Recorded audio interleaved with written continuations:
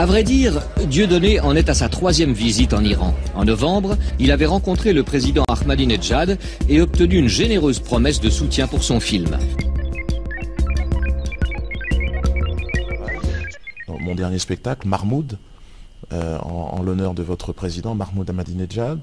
Il est clair qu'il y a aujourd'hui un vent, on le voit en Afrique, dans les pays du Maghreb, un vent qui est en train d'arriver et qui est en train de souffler, qui est un vent de révolution, certainement inspiré de la révolution iranienne, et qui transcende aujourd'hui et les religions, et c'est ce vent, enfin qui transcende les religions. Je dis qu'il y a beaucoup de chrétiens qui se sentent aussi portés, en Afrique noire notamment, mais aussi oui, en Amérique du Sud.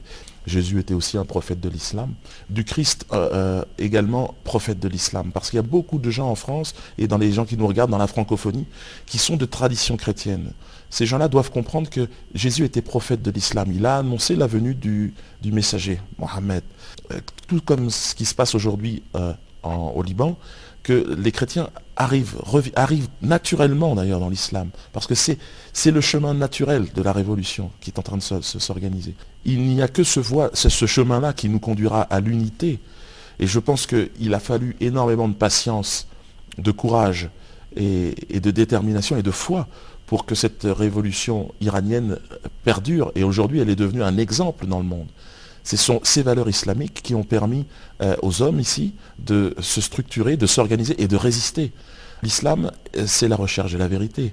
Aujourd'hui, d'appeler les chrétiens à revenir dans ce grand mouvement de révolution.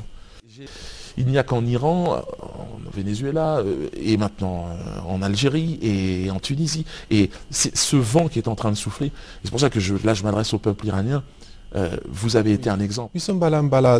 Quand le feu Imam Khomeini, que son âme repose au paradis, parlait à l'époque de l'exportation de la révolution islamique, il voulait sans doute pas dire exporter les gens qui vont aller ailleurs pour se révolter, mais c'était surtout l'exportation des valeurs islamiques que nous essayons de défendre à travers des décennies. Est-ce que vous pouvez nous parler des répercussions et de l'influence de cette révolution à travers le monde, en particulier la France? Elles arrivent, les valeurs islamiques arrivent partout dans le monde, alors que dans l'islam, il y a un respect, non seulement un respect, mais Jésus annonce la venue du prophète, et donc, enfin la venue du messager. Si, comme ça se passe au Liban, les chrétiens, aujourd'hui, d'arriver dans ce grand mouvement islamique, qui est un mouvement universel. L'islam n'est pas une frontière. L'islam, c'est la porte vers la liberté. L'islam est arrivé, ce vent qui arrive et qui libère en fait les populations. Qui les étouffe en fait. Oui, et c'est pour ça que de plus en plus de gens vont vers l'islam. Et c'est ça la force de l'islam, c'est qu'il semblerait qu'avec le temps, le message originel est garanti. Et c'est pour ça que d'ailleurs ici le pouvoir est bicéphale. Il y a d'un côté des politiques et de l'autre côté aussi des sages qui observent et qui donnent leur avis. Malheureusement en France, tout ça, ça n'existe pas. C'est pour ça que les musulmans doivent tendre la main aux chrétiens, et les chrétiens qui sont aujourd'hui perdus doivent rejoindre l'islam ouvert, cet islam moderne qu'a lancé, enfin cette révolution islamique qu'a lancé Iran's story. What I know is the voice of your president when we hear it outside the borders. And I can tell you that you can be proud of this voice because it inspires people and gives them courage. It allows people to say, finally, we are capable of resisting what appear to be irresistible people. Vous avez eu un entretien You've met with President Mahmoud Ahmadinejad. Would you like to tell us what happened during the meeting and what you talked about? Est-ce que vous avez parlé? It was essentially about people who endure injustices, and the best ways for them is to resist and fight. And he agreed that culture is the most effective way to fight in a pacifist manner against injustice and consequently Zionism, and humor in particular. I would like to talk about this project called Shoananas, and I think that what really surprised me was the openness of the heart of the president and the viewpoint that using culture we can change the world, change the rapports between humans and see egotism and lies and racism disappear. Things that have been integrated by the Zionists project, and I think that Iran as an example is creating the movement. And I can imagine that it's a heavy burden for Iranians to carry, and You should know that these efforts have turned Iran into a country which has become the last battleground for resistance and which is helping this develop all around the world, like in Venezuela, for example, and in Europe, political movements like the anti-Zionist party, which is developing all around Europe and was established in France by Yahya Gouasmi and me, and based on the Iranian model, a revolution is developing in France, and we are adhering to the ideology. And the reason why I'm here is because there are people here who follow us and watch what we are doing and have let us meet other people. Iran has become a place where anti-Zionists can... Thank you very much. And the final question that I have for you is regarding the movie that you're planning to make here in Iran. Would you like to Iran, après la chute du bloc de l'Est, de l'Union soviétique, l'Iran est devenu le seul rempart, en fait, la nouvelle frontière. Et l'Iran est devenu le symbole de la révolution internationale. Donc, la Libye, c'est vraiment le moment particulier parce que Kadhafi était une personnalité particulière et très forte en Afrique centrale notamment. Mandela, en sortant de prison, va remercier le colonel Kadhafi qui a financé sa résistance et l'ANC. C'est fini.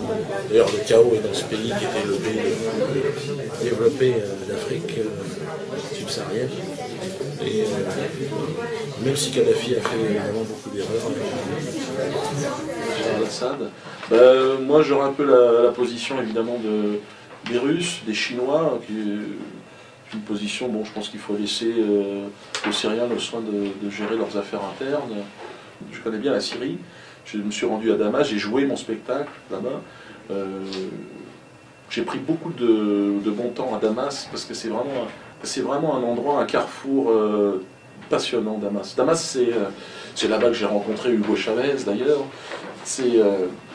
Et sous le régime de Bachar el-Assad, il y a énormément de discussions, il y a une vraie qualité de dialogue, de débat là-bas. Vive la Syrie évidemment, et puis vive la résistance.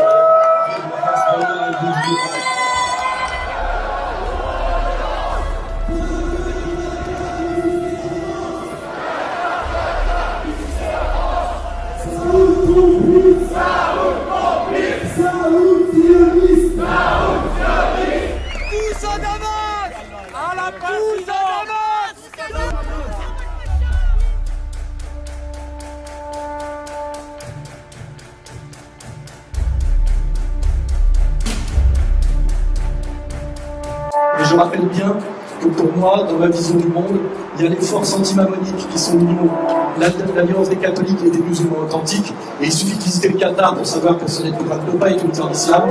Quand je suis allé en Syrie voir ce qui s'y passait, où je suis resté quelques jours, mais j'ai des liens suffisamment profonds avec la Syrie depuis suffisamment longtemps, là je réponds s'il y a des critiques, une volonté de foutre en l'air le régime syrien et de détruire la Syrie, instrumentalisée de l'extérieur, par effectivement l'empire américano-sioniste.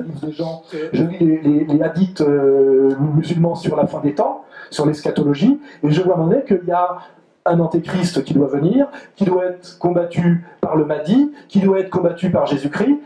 Les alliances que moi je déduis géopolitiquement et intuitivement ressemblent aux convergences des textes sacrés catholiques et musulmans. Je vois aussi que les grands résistants au mondialisme au monde aujourd'hui, qui sont Ahmadinejad et Hugo Chavez, et pas le pape Benoît XVI, hein. Là je remets bien les choses en place, il n'est pas du tout au niveau. Hein. J'ai rencontré les gens du Hezbollah,